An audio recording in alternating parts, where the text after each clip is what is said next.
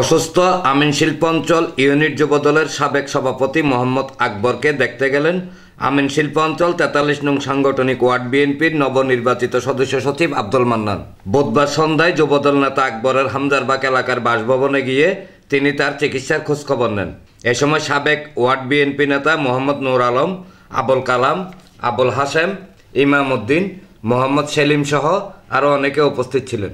দীর্ঘদিন উনি অসুস্থ, আমি এখন খবর পাই, হামজারবাগ ওনার বাসায় আসলাম। তো আপনারা ওনার জন্য দোয়া করবেন। ইনশাল্লাহ আমরা যারা আসছি আমি সবাইকে বলবো আপনারা যেন আকবরের জন্য দোয়া করবেন এবং সহযোগিতার হাত বাড়াই দিবেন যেন তাড়াতাড়ি সুস্থ হয়ে আল্লাহর কাছে এই প্রার্থনা করি। আমি সবার কাছে দোয়া চাই। ডেস্ক নিউজ, প্রগতি 24 টিভি।